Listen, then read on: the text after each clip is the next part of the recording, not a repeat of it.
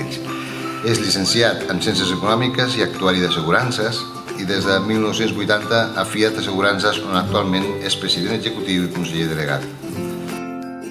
Catalunya és dels llocs on es va fer els primers còdics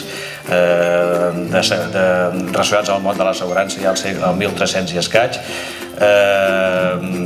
L'assegurança està present en moltíssimes, en totes les activitats de l'economia i de les persones i, per tant, entenc que per mi que és un dels factors importants de producció de qualsevol empresa.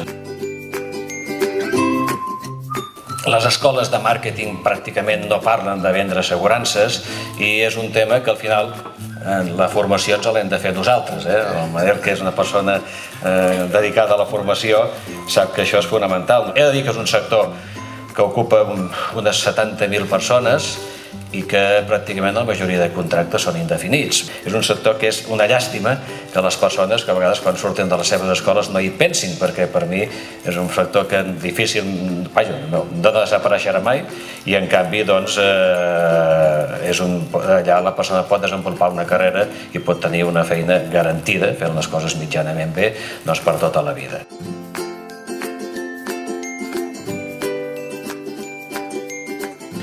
Com podeu veure, per tant, una de les nostres principals tasques ja no solament és estudiar el risc per vendre una pòlissa d'assegurança i cobrir un risc determinat, sinó saber invertir bé.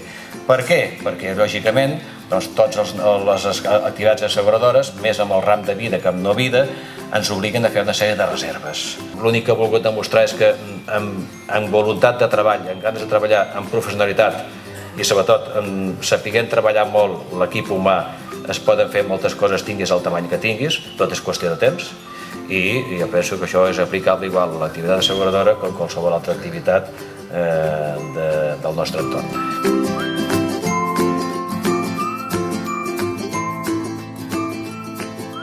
Realment hi ha molta cosa a fer. Moltes gràcies.